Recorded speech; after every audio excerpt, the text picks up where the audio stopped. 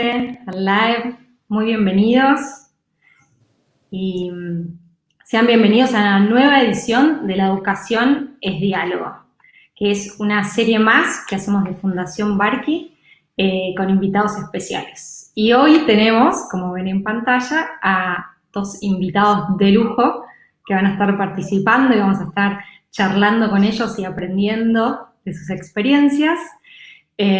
Para mí es un honor presentar hoy a Jaime Saavedra. Él lidera la práctica global de educación del Banco Mundial y fue Ministro Nacional de Educación de Perú. Bienvenido, Jaime, ¿cómo estás? ¿Qué tal? Mucho gusto. Gracias por la invitación. Un placer. Y también tenemos a alguien muy especial, es un honor tenerlo a Gabriel Sanchezini. Él fue Ministro de Educación de la provincia de Buenos Aires y recientemente ha lanzado un libro que se llama Educación, lo que no nos cuentan. Hola Gabriel, ¿cómo estás? ¿Qué tal, Caro? Buenas tardes, ¿cómo andan? ¿Qué tal, Jaime? ¿Cómo estás? Un gusto verte. Bueno, muy lindo tenerlos a ustedes dos en este espacio. Muchísimas gracias por estar y compartir su tiempo.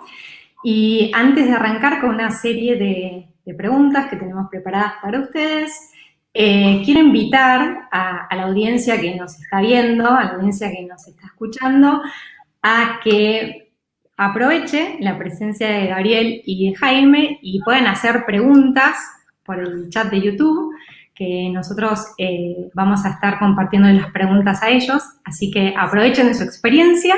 Y lo segundo que les quería pedir es que disfruten mucho de este espacio hoy, acá juntos, y recordar que todos los que estamos acá de alguna manera escuchando, siendo parte de esto, lo estamos haciendo porque nos interesa la educación y es parte de nuestra vida y dedicamos nuestras tareas diarias desde donde estamos y en nuestros lugares a hacer algo en educación. Así que les vuelvo a dar la bienvenida y no demoro más. Y me gustaría empezar con la primera pregunta, que es la siguiente. En sus experiencias como ministros de Educación, ¿qué es lo que tuvieron en cuenta y qué fue importante para ustedes para armar equipos en el Ministerio de Educación, cuando les tocó hacerlo? Jaime, si querés comenzar.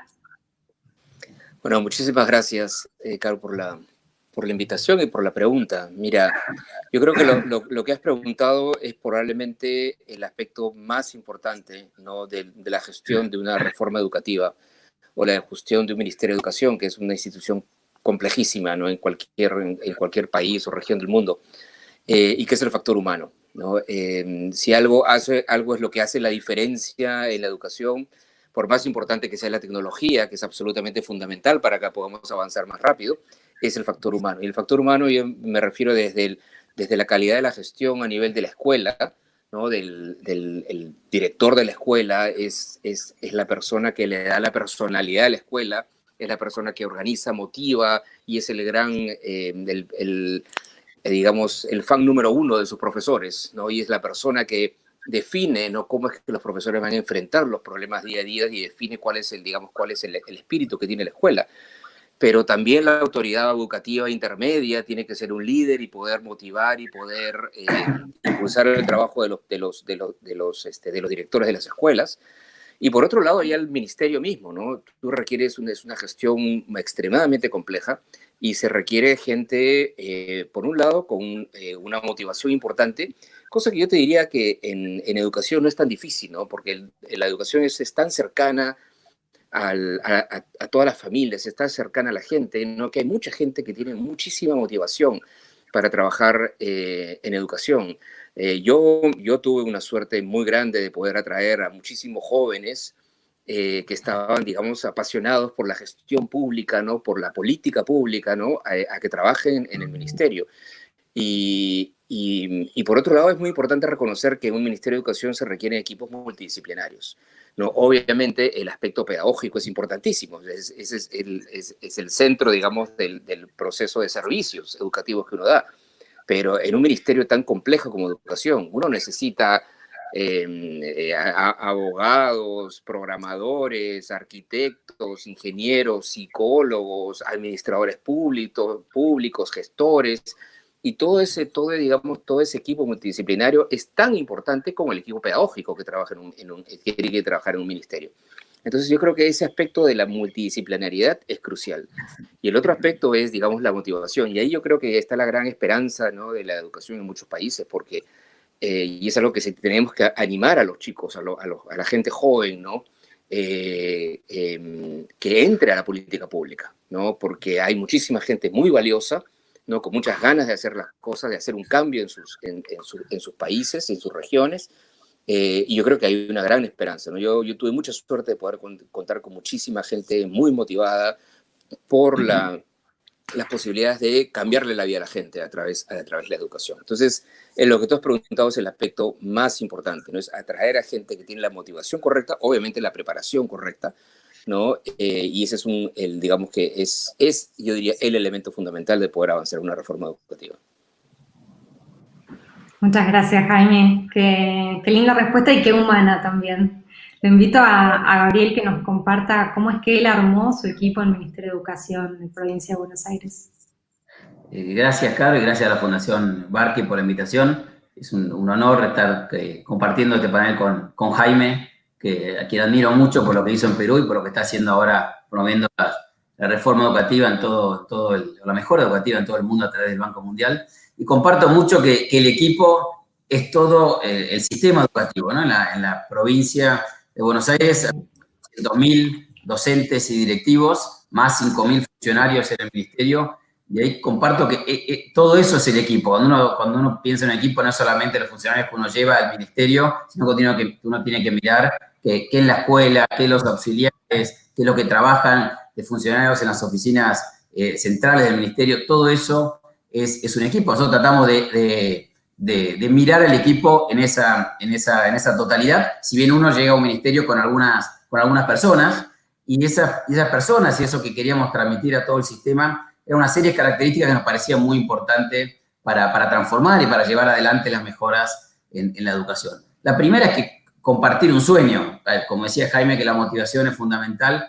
Es cierto, pero es importante que la gente se la acuerde diariamente, tener un propósito, un sueño de mejorar la educación. Y me parece que eso era muy importante que compartamos como equipo, los que llegábamos y los que estaban ahí también. Por eso la comunicación, trabajar cerca de las escuelas también ayuda a formar ese espíritu de equipo. Después un equipo que no importara si sabía más de geografía o de nutrición o de contabilidad, que tuviera capacidad de ejecución, porque los ministerios son organizaciones muy grandes y llevar adelante reformas o políticas educativas que tengan impacto en los aprendizajes significa ejecución.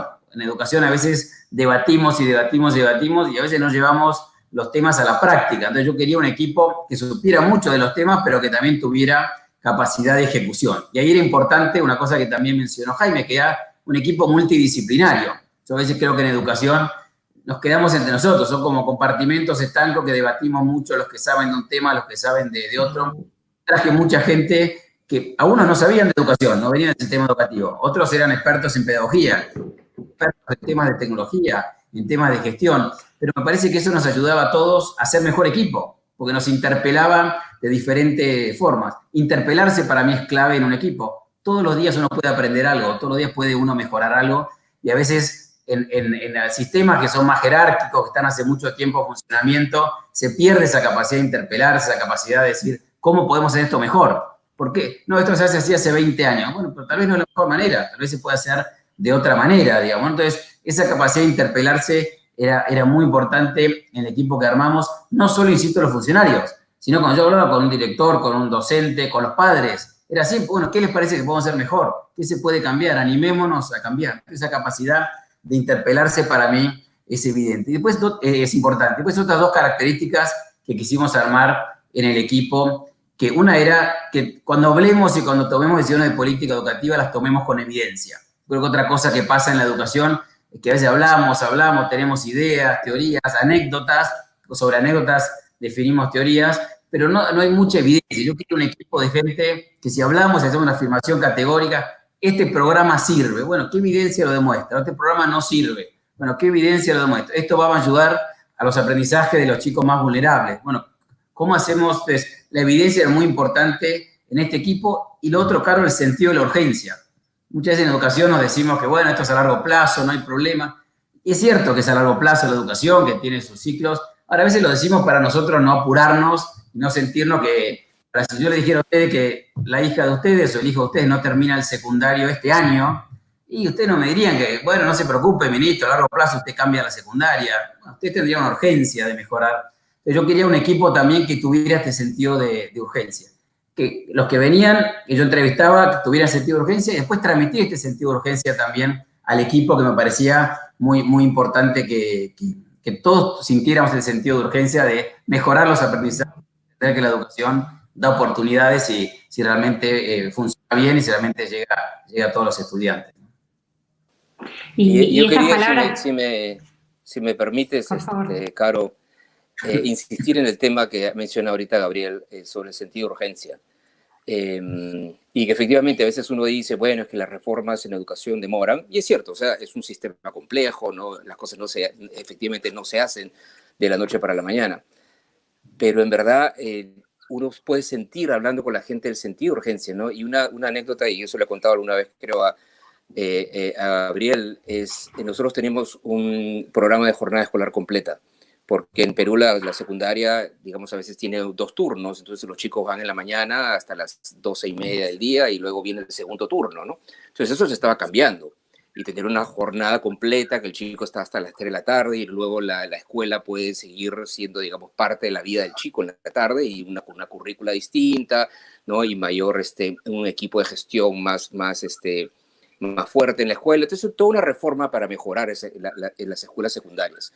Y en la primera fase trabajamos con 1000 escuelas secundarias en el Perú, de las 8000 que hay. Y yo visité muchas de esas escuelas secundarias. Y siempre les preguntaba a los chicos, bueno, ¿y qué tal? ¿No? ¿Les gusta? ¿No? Y tú pensando, bueno, que algunos chicos te van a decir, bueno, ¿quién quiere quedarse 3 horas más en la escuela? ¿No? Y no, todos los chicos están muy contentos, ¿no? Es más tiempo para aprender, para estar con sus amigos.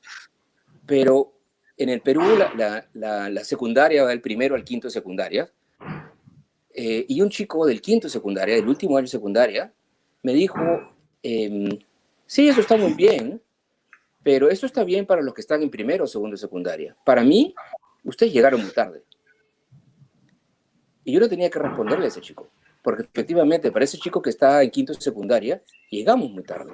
Ya no hay manera de regresar. Ya acabó su secundaria, ya no hay manera de devolverle los 5 años en que estuvo en una secundaria de menor calidad. Y ahora dice, sí, esta secundaria está bien, pero para mí llegaron muy tarde. Eso es algo, eso realmente te toca, porque tú dices, si esto no lo hubiéramos hecho hoy día, si no lo hubiéramos hecho hace 3 años, le hubiera cambiado la vida a ese chico. Y ya no pude. Ya no se la cambié en la secundaria. Quizás, bueno, pueda hacer algo con su educación superior, quizás, pero ya con su educación secundaria se nos fue el tren. Entonces, eso es lo que uno piensa, lo que hace uno dar cuenta, ese sentido de urgencia. Efectivamente, las cosas te pueden demorar, pero cada vez que te demoras, es un año que pierdes en la vida de un niño o en la vida de un joven, ¿no? Y por eso justamente lo que decía Gabriel, ¿no? Traer gente que tenga, digamos, interiorizada, ¿no? Internalizada, ¿no? La urgencia, ¿no? De hacer esos cambios que son complejos, que son difíciles, pero de hacerlo lo más rápido posible, ¿no? Porque estás perdiendo años en la vida de la gente. Y ahí, Caro, si me dejas destacar, ya que nos dejaste una charla informal de una cosa que menciona Jaime, que además yo fui testigo, porque cuando estábamos en la provincia vino a visitarlos en uno de sus viajes que hacía. Sí, lo visité. Me dijo, yo te voy a visitar, pero quiero ir a un par de escuelas. Yo encantado, porque iba todos los días a escuelas, así que lo llevé a un par de escuelas en La Plata, que además su gente había puesto creo que 15 minutos, y él se quedó 1 hora hablando con los directores, los docentes, así que fue realmente muy bueno, y esto que contó que hacían en Lima, veo que lo hacen en todos los países, y lo hizo de hecho en varias escuelas en La Plata, donde está el Ministerio de Educación de la provincia de Buenos Aires. Pero ese tema que él dice, que yo lo vi y fui testigo cuando era ministro en la provincia, también es otro tema importante para mí, para los equipos, que entendamos que tenemos que estar cerca de la comunidad educativa. Nosotros teníamos, y el equipo nuestro, yo personalmente me había propuesto visitar una escuela por día, que lo hice en casi los 3 años que estuvimos en el ministerio, visité una escuela por día, a veces los sábados porque había un aniversario,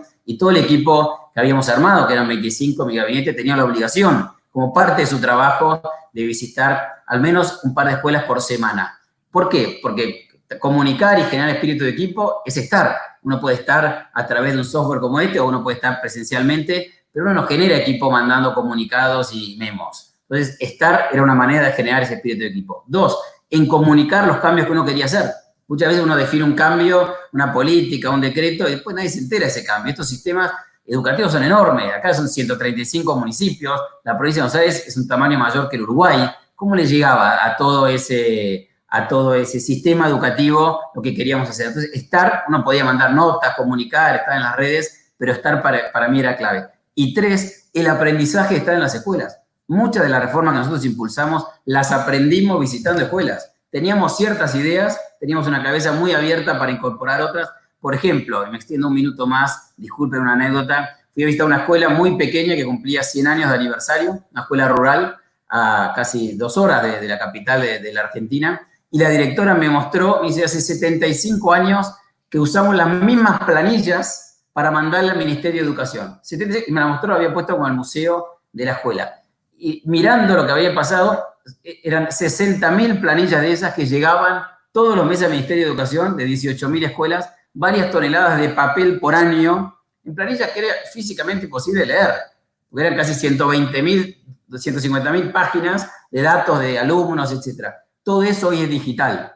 Y yo la llamé después a la directora y le digo, gracias a usted, a ese aniversario que yo la fui a visitar, un sábado con toda la comunidad, que era un pueblito muy chiquitito, hoy todo esto es digital, y hoy todo eso se puede hacer en el teléfono o a través de una computadora. Entonces, también ir a visitar las escuelas no solo es transmitir el equipo, la comunicación, sino que también uno aprende mucho de cosas visitando las escuelas o de las cosas que no están funcionando bien. Entonces, creo que también estos equipos que llegan a organizaciones tan grandes tienen que salir de su comodidad y estar en el territorio, visitar escuelas y hablar con la comunidad educativa, aunque es difícil, porque uno lo critican, le insulten, aparece a veces el gremio que le dice algo, pero esa es la manera para mí de trabajar en estos ministerios tan grandes. Sin duda, y quiero decirles que en el chat les están mandando saludos de distintas escuelas, una escuelita de Berazategui, a Gabriel y a Jaime también de Perú les están mandando saludos de lo que están contando ustedes, las personas están agradeciendo de haberse los encontrado en sus escuelas. Qué lindo cuando van ocurriendo estas cosas. Tenemos otra de Clau Seño, tuve el honor de conocer a Gabriel, ya que se presentó en mi escuela 42 de Berazategui, la que decía recién. Y bueno, qué lindo todo esto que está ocurriendo y me gustaría hacerles, y acá tenemos de Mónica Lanchipa, saludos de Tacna, Perú, para el ex ministro de Educación Jaime Saavedra, lindos recuerdos del primer concurso nacional de buenas prácticas docentes en 2013. Fui una de las ganadoras. Así que bueno, como ven acá los están saludando y felicitando y recordándolos desde el chat. Y aprovecho y les hago otra pregunta más. ¿Cómo priorizar cuando hablamos un poco de la urgencia, ¿no? Pero si nos ponemos a hablar de cómo suceden las grandes reformas en las que todos estamos de acuerdo, de alguna manera, ¿cuáles son las barreras que existen para que no ocurran estas reformas que pareciera que estamos todos de acuerdo? A ver, eso es una pregunta. A ver, hay muchas barreras. Yo te diría, a veces uno piensa que, a veces la discusión se centra en, por ejemplo, en la barrera financiera, ¿no? Que hay que aumentar el presupuesto educativo, cosa que efectivamente es cierta, es una barrera que tienes y que es muy importante que eso tiene que cambiar en toda América Latina, ¿no? Los gastos en educación, los gastos por alumno son todavía muy bajos. Entonces, de hecho, los recursos son una barrera, ¿no? Pero no es la única barrera y no te diría yo que es la primera barrera con la que uno se va a centrar, sino la primera creo que yo es, uno es el sentido de urgencia, ¿no? Y las ganas de hacer los cambios, ¿no? Y por eso justamente lo que mencionábamos al comienzo de la entrevista, que era asegurarte de tener la gente que tiene el sentido de urgencia y que tiene la capacidad, ¿no? Entonces, la primera barrera a veces viene por el lado de la plata, pero siempre, y Gabriel debe haber estado en una discusión parecida, ¿no? Con los ministros de Finanzas, necesitamos más recursos, y el ministro de Finanzas le dice al ministro de Educación, pero ¿para qué quiere más recursos si no se han ejecutado otros los recursos que ya tienes todos los años? Entonces, lo primero es mejorar esa capacidad de ejecución y mejorar la gestión administrativa. Esa es una barrera en la cual hay que avanzar. Y segundo, bueno, hay muchas más. Uno son el hecho que educación es un sector muy grande y en el cual cuando hay algunas reformas hay ganadores y hay perdedores, ¿no? Y los ganadores usualmente van a ser todos los niños o todos los jóvenes, ¿no? Pero los perdedores, ¿no? Pueden ser, por ejemplo, te doy el caso de la universidad, ¿no? En el caso de Perú, ¿no? Una reforma universitaria que era indispensable porque había que mejorar la calidad, ¿no? de la oferta pública, tanto pública como privada. Había una heterogeneidad muy grande, entonces había que introducir, se plantea una ley que introduce mecanismos regulatorios y la creación de un ente regulador, y obviamente tiene muchísimas resistencias políticas. ¿Y eso por qué? Porque es el típico proceso de economía política. ¿Quiénes son los ganadores? Los jóvenes peruanos que eventualmente van a tener una educación universitaria de mayor calidad. ¿Quiénes son los perdedores? Son operadores, principalmente de universidades privadas de menor calidad, que dicen, bueno, yo no quiero un regulador. No, yo no quiero a alguien que me esté mirando la calidad. No, yo quiero seguir haciendo lo que he estado haciendo los últimos 20 años. Pero esos son reguladores que pueden, operadores que pueden tener influencia política. Y entonces hay resistencia a los cambios, a los cambios que se necesitan, ¿no? Eso es, digamos, algo que vemos en muchas reformas, ¿no? Y también a veces hay resistencia al cambio, simplemente, ¿no? Por ejemplo, a veces no es fácil, por ejemplo, implementar una reforma como la que se hizo en Perú, que se inició en realidad con la ministra anterior, con la ministra Salas, ¿no? Que era una reforma de introducir la meritocracia, ¿no? En la gestión de la carrera docente, ¿no? Nosotros veíamos que un aspecto absolutamente fundamental para mejorar, digamos, la educación es hacer que la carrera docente sea una carrera más valorada en la sociedad. Pero para que sea una carrera más valorada en la sociedad tienes que tener maestros que tengan el mejor desempeño posible, ¿no? Y entonces preocuparte mucho cuando seleccionas a los maestros, seleccionarlos de manera meritocrática y nunca política, ¿no? Y que sus procesos de promoción y ascenso dependan de su desempeño, ¿no? Y depende de su desempeño en el aula y de su desempeño en evaluaciones. Entonces, eso a veces es obvio que genera resistencia, ¿no? A ningún adulto le gusta estar siendo evaluado, digamos, de una manera u otra, ¿no? Pero, sin embargo, sí necesitamos nosotros introducir mecanismos en el cual hay un profesionalismo cada vez mayor, ¿no? Dentro de los docentes y que los docentes internalicen, ¿no? De que la razón de ser de su trabajo es que el niño y el joven, ¿no? Esté recibiendo la mejor educación posible, y para que eso pase, él tiene que estarse permanentemente capacitando y permanentemente evaluando si su desempeño en el aula, si esa interacción con el chico es la mejor posible. Pero pasar, ¿no? De un sistema en el cual los ascensos dependían de la antigüedad y de nada más, a un sistema en el cual, ¿no? El ascenso y el ingreso a la carrera dependen del mérito, es un cambio, ¿no? Y es un cambio de mentalidad, ¿no? Y esos cambios de mentalidad, ¿no? Generan a veces resistencia, ¿no? Pero felizmente se hizo, ¿no? Se hizo, y, por ejemplo, en el caso de Perú, y lo vemos en el caso de otros países también, y los maestros, digamos, cambiaron el chip, ¿no? Y entraron a esas, o sea, a pesar de la resistencia y la incomodidad inicial, ¿no? Cambiaron el chip y digamos, se ha podido continuar una reforma de introducir la meritocracia en la profesión docente.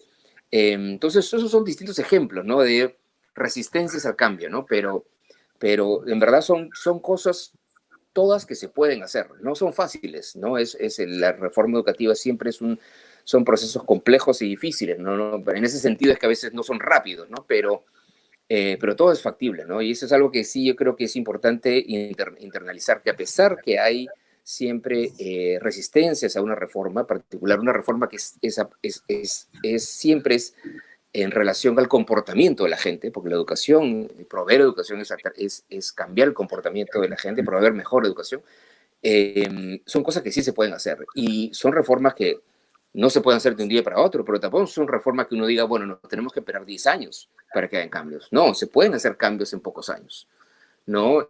Y se va avanzando y corrigiendo y mejorando los procesos, pero sí se pueden hacer cambios a pesar de las resistencias en el relativo corto plazo, ¿no? Para poder, como decíamos al comienzo, ¿no? Para poder cambiarle la vida a la gente lo más rápido posible. Bueno, comparto lo que ha hablado Jaime, y me parece además que debería ser una preocupación de todo lo que estamos, todo lo que están escuchando, de por qué no pasan las cosas más rápido, ¿no? Pareciera que hay bastante debate sobre las cosas que hay que hacer para que la educación mejore. Además, hoy tenemos mucha evidencia, hay países que le va bien, hay países que le va mal, tenemos muchos indicadores que demuestran los países que han mejorado. Si nosotros tenemos a los países que no nos va tan bien, hace mucho tiempo que no nos va tan bien, algunos hace décadas que no nos va tan bien.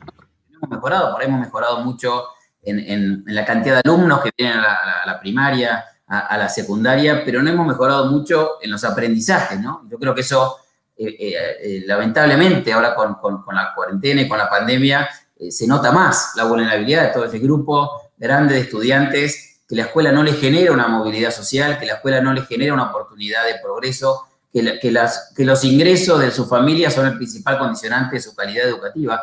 Entonces, primero me parece que tenemos que preocuparnos y poner en sentido de urgencia a todos los actores educativos. En segundo lugar, creo que tenemos que tener más audacia, porque, insisto, muchas veces lo que toman decisiones no son lo que tienen sus hijos en esa escuela más vulnerable donde menos aprenden. Entonces, también ahí hay un tema que yo creo que los que tenemos la oportunidad en algún momento de tener una posición, de tener impacto, de poder influir, tenemos que tener más audacia con esta reforma, porque mientras que debatimos, que nos encanta en educación debatir mucho, hay miles y millones de chicos que no avanzan, y ya lo sabemos hace muchos años en América Latina. No es que nuevo, hace décadas que no avanzan muchos países, o avanzan mucho menos rápido de lo que querría que avancen los hijos de uno. Entonces me parece que ahí, Jaime lo decía, pero sentido, para mí, audacia es clave, es animarse a hacer las reformas. Los que están en los organismos multilaterales, los que estamos en los gobiernos, los actores legislativos, porque muchas reformas, como contaba Jaime, son legislativas. Me parece que audacia y animarse es muy, muy, muy importante.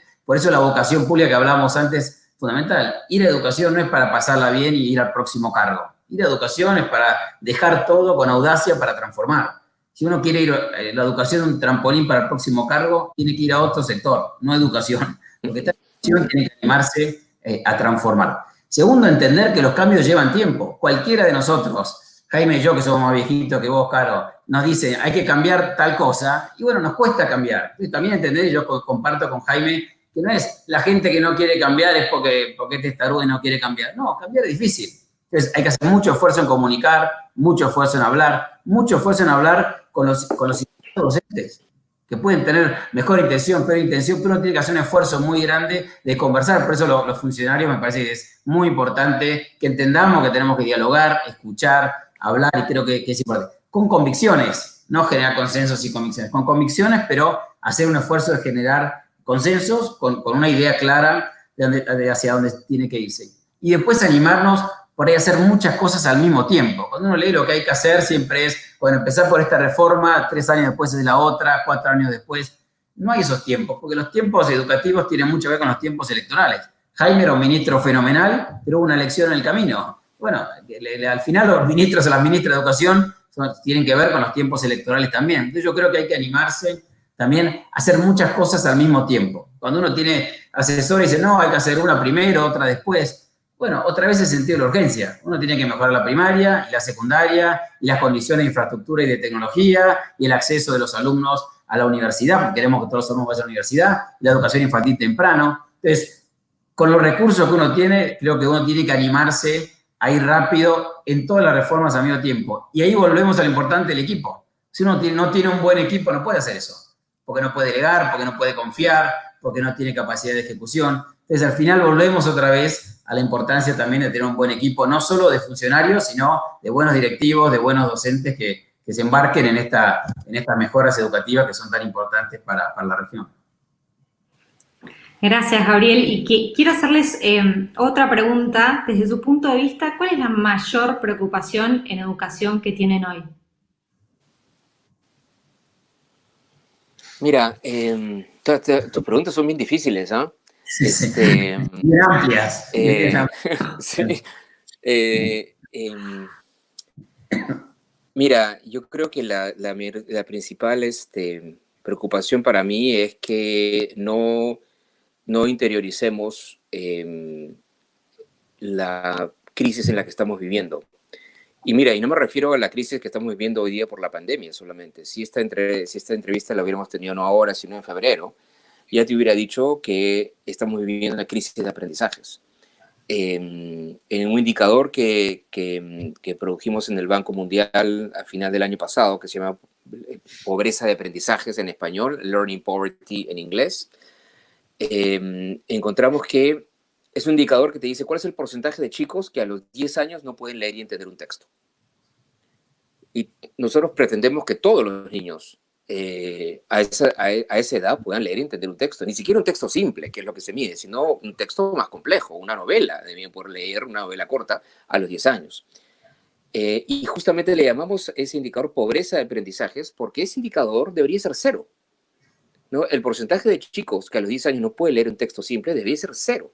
Todos deberían poder leer un texto simple a los 10 años. Todo niño, independientemente, ¿no?, de dónde nació, de quiénes son sus padres, de qué escuela asistió, de cualquier característica del chico. Lamentablemente, ese indicador en los países de ingreso medio y de los países pobres es de 53%. O sea, más de la mitad de los chicos a los 10 años no pueden leer y entender un texto.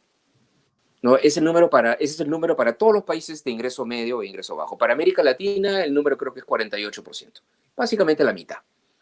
¿No? La mitad de los chicos no pueden leer y entender un texto. Eso es una crisis. Por eso no decíamos de que estamos en un problema educativo, ¿no?, que tenemos retos educativos. No, decimos que estamos en una crisis educativa, ¿no?, una crisis de aprendizajes. Y hoy día, obviamente, estamos en una situación peor. Justamente en febrero hubiéramos tenido esta conversación, yo te hubiera dicho, tenemos una crisis de aprendizaje y tenemos que acelerar, ¿no?, la mejora de la calidad de educación, de tal manera que esa pobreza de aprendizaje se vaya a 0. ¿No? Lamentablemente, unos meses después, con esta pandemia, estamos en una situación aún más grave, ¿no?, porque los aprendizajes han caído y además la desigualdad que ya había de esos aprendizajes, porque no todos los chicos, o sea, si mirábamos al interior de los países, a unos chicos les iba mucho mejor que a otros chicos, esa desigualdad todavía se ha incrementado, porque algunos chicos tienen acceso a una buena educación a distancia y pueden conectarse por internet y tener una clase virtual con sus maestros, ¿no?, o tienen acceso a internet y pueden recibir material. Otros quizás están recibiendo algo de radio y televisión en América Latina y otros no están recibiendo nada, ¿no? Algunos tienen apoyo de sus padres de familia durante la pandemia, otros no tienen apoyo de sus padres de familia durante la pandemia. Algunos tienen la posibilidad de poder trabajar y estudiar en casa porque están las condiciones dadas, en otros no. Entonces tenemos que ya partimos de una desigualdad grande, ahora tenemos una desigualdad más grande, ¿no? Entonces, yo creo que mi miedo es que no internalicemos la gravísima crisis que ya estamos viviendo, que ahora se ha agudizado con la pandemia, ¿no? Y por lo tanto, entonces, que en educación sí tenemos que hacer un esfuerzo inmenso, no solamente de recuperar el tiempo perdido, sino de acelerar, ¿no?, en las reformas que se necesitaban, ¿no? Ahora, no son reformas que son física nuclear, no son reformas imposibles de hacer, ¿no? Sí requieren recursos, sí tenemos que asegurarnos que los presupuestos públicos en educación se mantengan, tenemos que invertir más por alumno, invertir mejor por alumno, pero yo creo que el miedo mayor es que no tengamos una internalización suficiente de la gravedad de la crisis educativa y de todo lo que tenemos que hacer para asegurarnos que esta no sea una generación perdida. Cierro con un dato adicional. El último estudio que hemos hecho, que salió la semana pasada, encontramos que a menos que tengamos una educación remedial y una recuperación fuerte, ¿no?, cuando los chicos regresen a clases, dado que tenemos muchos chicos que ya tienen 3, 4, 5, 6 meses fuera de la escuela, o 5 meses fuera de la escuela, y no sabemos en muchos países cuándo van a regresar a la escuela, a menos que tengamos una corrección muy, muy fuerte, hoy día encontraríamos que esta generación de chicos estaría perdiendo en términos de ingresos, dada la reducción de aprendizajes y dado que también puede haber una mayor deserción escolar, ¿no? Chicos que no han estado durante muchos meses y simplemente por la crisis económica que además estamos viviendo, no regresan a la escuela, están tanto por la potencial deserción escolar como por la reducción de aprendizajes. Esta generación puede estar perdiendo $10 trillones, que es el equivalente a 8% del PBI global, ¿no? En dólares de hoy día, ¿no? En valor presente neto. 8% del PBI global, que es lo que te estaría perdiendo esta generación, es una cantidad fenomenal, ¿no? De ingresos futuros, ¿no? Y es solamente un aspecto. Hay muchas otras cosas que están perdiendo los chicos por no ir a la escuela, pero me centro solamente en los ingresos que dejan de tener por la menor acumulación de capital humano, digamos. Y eso es una cifra muy grande, y además tenemos que darnos cuenta que esta generación es la generación que va a pagar las deudas públicas que todos los países están incurriendo para poder financiar y enfrentar la pandemia. Entonces, en esta generación que va a pagar justamente esa deuda, tenemos que asegurarnos que seguimos invirtiendo en ellas, de tal manera que no sea una generación perdida. Entonces, es un reto muy grande. No, sí se puede hacer, pero eso es lo que más me preocupa ahorita, ¿no? Que no tengamos una internalización de la magnitud del reto que tenemos. Coincido coincido con Jaime que la inequidad educativa y que la escuela para muchos estudiantes no genere movilidad social, no genere posibilidad de progreso, de futuro, para mí es lo más grave.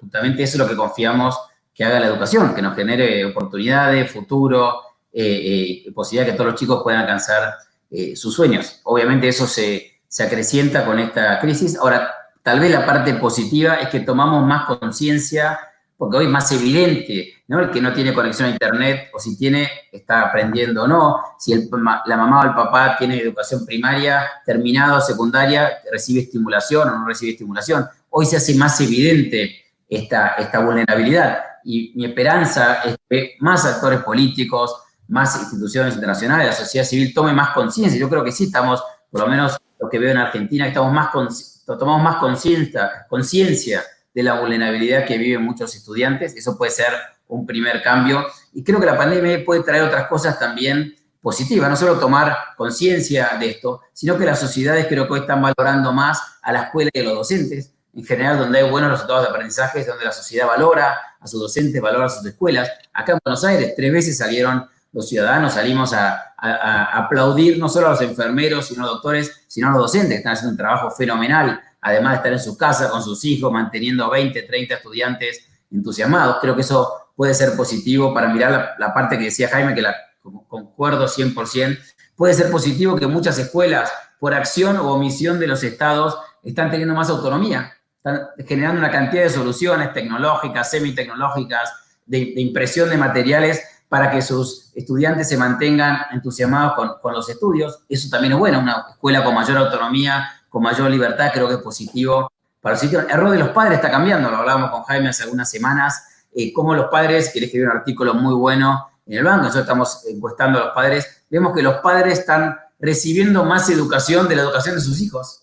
O sea, como padres también están siendo más activos, porque tienen obviamente la imposición de hace muchos meses de los hijos en sus casas, pero eso puede ser positivo. Cuando nosotros hablamos de reforma educativa, en general no tomamos a los padres como un actor. Ahora, un padre involucrado, con demanda social, que acompaña a los docentes, es bueno para promover educación también. Y eso está dando en estos meses de cuarentena. Digo esto porque también el otro lado, que coincido con Jaime, es que tal vez esta cuarentena nos puede llevar, o esta pandemia nos puede llevar, más allá de la tristeza y lo trágico que es, nos puede llevar también a una aceleración de mejora de los aprendizajes, ¿no? Si sabemos también desde los gobiernos institucionalizar muchos de estos cambios y repensar el régimen académico, la forma de evaluar, la forma de acreditar, digamos, tenemos que tener una cabeza amplia de los gobiernos también para institucionalizar estos cambios, pero creo que puede ser un aspecto positivo que también tomemos de la pandemia para acelerar la mejora de los aprendizajes.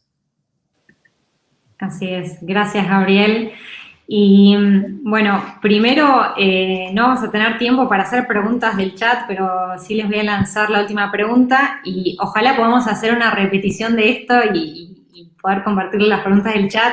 Me dicen que el chat se están generando lindos debates educativos, así que bueno, les voy a decir la última pregunta. Si nos estuviera escuchando alguien que el día de mañana será ministro de Educación de un país, ¿cuál sería su mayor consejo? Jaime, otra pregunta difícil. Claro. Vos cerrás, Jaime, otra pregunta difícil. Vos cerrás esto, así vos cerrás este panel. Totalmente, difícil y amplia. Yo le diría, que además yo terminé este cargo de ministro hace unos meses, le diría que este va a ser, a ella o él, el mejor trabajo de su vida.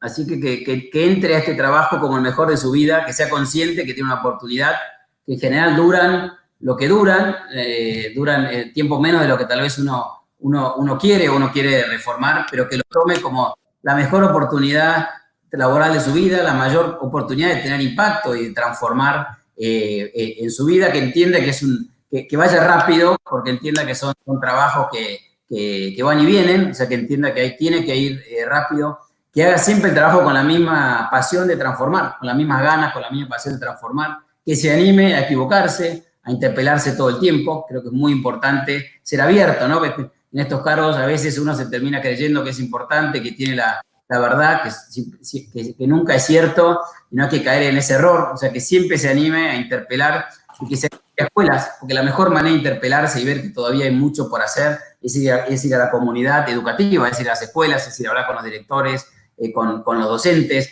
Parece que mantenga esa vibración y esa gana de mejorar todo el tiempo y que contagie siempre entusiasmo y alegría. Al final transformar, impulsar cambios, querer mejorar, es contagiar de que se puede hacer un cambio, que se puede ir para adelante, que a pesar de las dificultades uno puede vivir una sociedad mejor, en una escuela mejor. Entonces que mantenga siempre ese espíritu de contagio, de alegría y entusiasmo que es tan importante para alguien que conduce una organización educativa o un sistema educativo. Así que esas son las cosas que le diría a alguien que se acerque a una posición de ministro o de ministra. Gracias. Gracias, Gabriel. ¿Y Jaime? Todo suyo, Jaime. Yo creo que Gabriel resumió lo que es el manual del buen ministro. Tienes otro libro. Pero antes de yo diría complementar solamente la respuesta de Gabriel, déjame hacer una reflexión sobre el tema anterior, que es qué nos está dejando esta pandemia. Yo te decía, sí tengo temor de que no internalicemos, pero Gabriel tiene mucha razón, de que justamente yo creo que muchas de las cosas que están pasando hoy día pueden ser una plataforma justamente para poder hacer muchos de los cambios que necesitamos, pero una educación que va a tener que ser más equitativa, que va a tener que ser más resiliente, porque la educación no sabemos cuándo se va a dar en la casa, cuándo se va a dar en el hogar, y por lo tanto, en la escuela, y por lo tanto necesitamos mucha mayor continuidad, ¿no? Que la educación y el proceso de aprendizaje se dé donde esté el chico y en todo momento, ¿no? Y tiene que ser obviamente más resiliente, más equitativa, ¿no? Y más de mejor calidad y personalizada para el chico. Pero para que eso pase, yo creo que efectivamente hay varias lecciones que se están derivando de esta pandemia que nos van a permitir, que yo creo que sí hay una esperanza ahí que nos permita que eso pase, ¿no? Uno es que,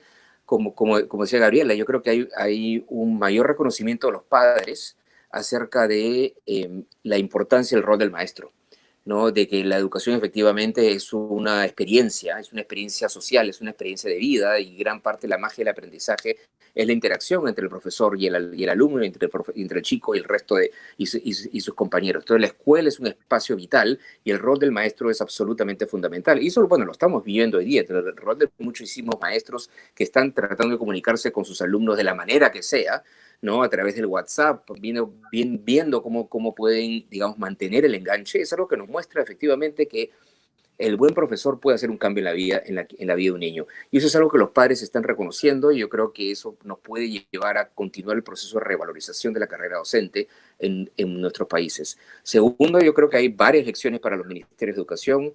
Uno es lo que decíamos, que existe una brecha digital, que ya sabíamos que existía, pero como que esto ha sido una cachetada, ¿no? En el sentido de que, mira, ya sabías que existía una brecha digital, no hicimos lo suficiente para cerrar la brecha digital, y mira los resultados ahora, que muchos más chicos tendrían la posibilidad de acceder a una mejor educación si tuviéramos mejores herramientas digitales y mayor conectividad. Entonces, esa brecha hay que cerrarla más rápido. Y obviamente, brecha digital y tecnología para potenciar el trabajo del maestro.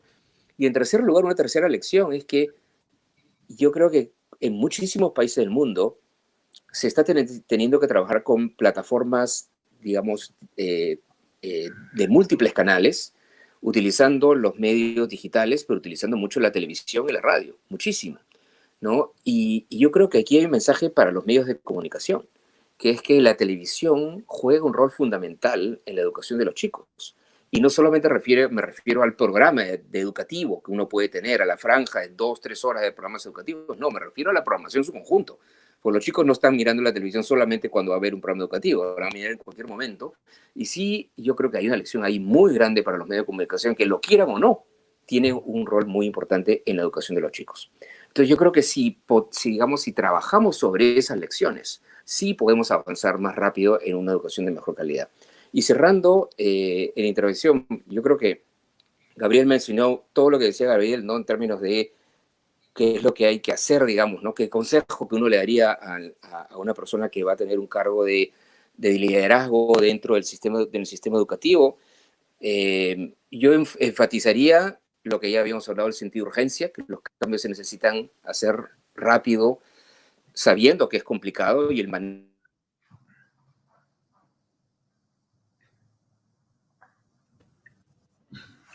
Bueno, creo que justo cuando nos iba a decir el consejo del ministro, se quedó congelado. Creo que perdí la comunicación. Así que bueno, yo quisiera cerrar, que ya estamos en tiempo. Quisiera agradecerle profundamente a Gabriel y a Jaime por su tiempo, por lo compartido, por la humildad de compartir sus experiencias, enseñanzas. La verdad que personalmente para mí es un lujo acompañarlos en este espacio a ustedes. Y agradecerle también a la audiencia activa que tuvimos hoy. Así que muchísimas gracias, Gabriel. Gracias, y espero que nos veamos en próximas. Bueno, gracias a ustedes y gracias a Jaime, que lo perdimos justo cuando estaba por dar la receta al buen ministro. Gracias a la Fundación Barqui por participaron. Muchas gracias. Buenas tardes. Buenas tardes.